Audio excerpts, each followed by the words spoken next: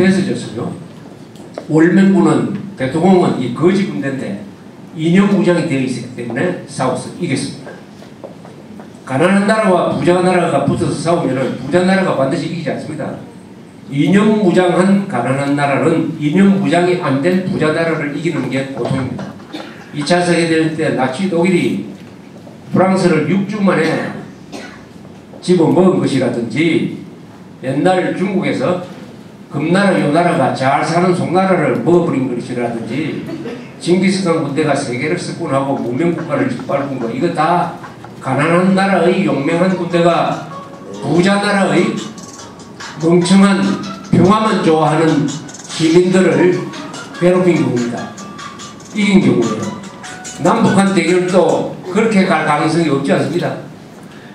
우리는 지금 북한 군대 저거 끝나서 이렇게 이야기를 합니다. 왜 북한 군대가 끝났어요? 핵무기까지 가지고 있는데. 군사적으로는 우리가 불리하게 되었습니다. 결정적으로 불리하게 되었습니다. 그리고 사상면에서도 우리가 지고 있습니다. 남한에는 김정일의 지령을 따르는 자들이 몇백만이 돼요. 몇백만 명이. 명령만 내리면 죽청 들고 나옵니다. 더구나 공무원 12만 명이 소속된 노조가 주한미군 철수를 요구하는 민노총에 가입하기로 결정을 했어요. 주한미군을 철수를 요구하는 자들은 어떤 자들이냐? 지금 여기에 계신 분 중에서 주한미군이 있어가지고 내가 장사가 안 되고 기분이 나쁘고 생활이 안 된다는 분 계십니까? 여기에 국가보안법이 있어가지고 생활에 불편하신 분 계십니까? 손 한번 들어보십시오. 자, 그런데 민노총은 민노동과 더불어 보안법 폐지, 주한미군 철수를 요구하고 있어요. 누구를 위한 겁니까?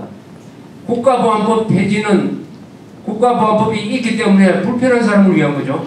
국가보안법이 있어서 불편한 사람은 간첩하고 공작원 아닙니까? 간첩하고 공작원 도와주려고 보안법 폐지하려고 하는 거 아닙니까? 주한미군이 있기 때문에 불편한 사람이 누굽니까? 김정일하고 북한군 아닙니까? 주한미군이 있어서 우리가 쳐들어 내려오지 못한다. 주한미군 철수하라는 것은 북한군 보고 빨리 쳐내려오라는 초대자입니다. 보안법 폐지는 공산혁명 선동 공작을 마음대로 하도록 해달라는 초대자입니다.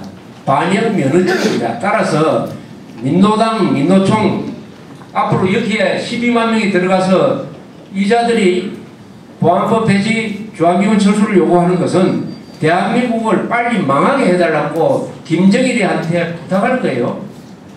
이런 조직에 12만 명의 공무원들이 들어가기로 했다. 그러면은 앞으로 12만 명 공무원이 머리에 붉은띠 메고 죽창 들고 주한미군 철수 보안법 폐지를 요구하면서 거리로 쏟아져 나온다. 대통령이 그러면 계엄령을 펴야 됩니다. 군대를 동원해야 돼요. 대통령이 그럴 용기가 없다 하면 어떻게 됩니까? 대한민국이 적화되지 않겠어요? 적화되지 않든지 적화되든지 내전으로 가든지. 이런 사태를 보고도 지금 구경하고 있는 사람이 있어요. 한 사람. 이명박 대통령이 구경을 하고 있습니다. 그런 사태에 대해서 한마디도 하지 않아요. 대통령은 점잖은 말만 한다고 생각을 하는지 그런 사태가 나쁘다는 이야기도 안 하고 좋다는 이야기도 안 하고 그러다 보니까 장관들 힘이 없어지고 해서 뭐 좋은 게 좋고 앞으로 잘해봅시다 하는 식으로 지금 끝나버렸습니다. 이게 앞으로 어떤 식으로 두고 대한민국의 골치를 썩일 것인지 여러분들 한번 보십시오. 정교조가 노태우 대통령 때는 불법화가 됐습니다. 1,500명이 잘렸어요. 김영삼 때 역사관이 잘못된 김영삼이 1,500명을 복직시켰습니다. 김대중은 정교조를 합법화시켰어요. 그래서 지금 어떻게 됐습니까? 그래서 여러분의 자녀들이 어떻게 되어 있습니까? 공무원 12만 명이 민노총 산하에 들어간다는 것은 그 정교조 사태보의 몇 배나 되는 문제를 얘기할 것입니다. 예를 들면은 여기 계신 분들이 민원이 있어가지고 구청에 갔다. 근데 구청 공무원이 민노총 소속이다. 조합기구 철수해야 된다고 생각하는 사람이다. 그런데 대화를 나눠보니까 민원인이 방공투사다. 그럼 그 서류 제대로 처리해 주겠습니까? 우리의 삶에 구체적인 악영향을 미치는 이런 사태를 구경만 하는 정부를 우리는 지금 갖고 있습니다. 여러분들이 가만히 있으면은 여러분들도 같이 당합니다. 반드시 행동을 해야 돼요. 이럴 때는. 이 애국시, 여기 오신 분들은 행동하는 시민이라고 저는 믿고 싶습니다. 이렇게 좋은 날에 여기 와서 이렇게 딱딱한 말씀을 듣는 것은 애국심이 없으면 안 되는 것이죠. 그러나 애국심만 가지고는 이 나라를 지킬 수가 없습니다. 애국 시민들은 반드시 행동을 해야 됩니다. 행동. 구체적 행동을 해야 됩니다. 행동을 또 자주 매일 해야 됩니다. 그 행동을 어떤 식으로 하느냐? 공격적으로 해야 됩니다. 공격적으로. 그 예를 하나 제가 들어드릴게요. 미국에서 오바마 대통령이 의료개혁 문제에 대해서 의회에서 연설을 할 때 공화당 하원의원 한 사람이 소리를 질렀습니다. 거짓말이다 하고 소리를 질렀습니다. 그게 중계가 됐어요. 그날 미국 사람들이, 미국의 언론이, 미국 정치인들이 그 사람을 집중 공격을 했습니다.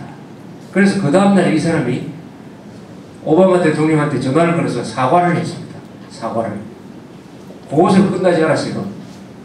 그 사람을 낙선시키기 위해서 한 몇만 명 되는 사람이 그 사람하고 경쟁자에 있는 지금 국회의원이 아닌 민주당 후보한테 100만 달러를 보내줬어요.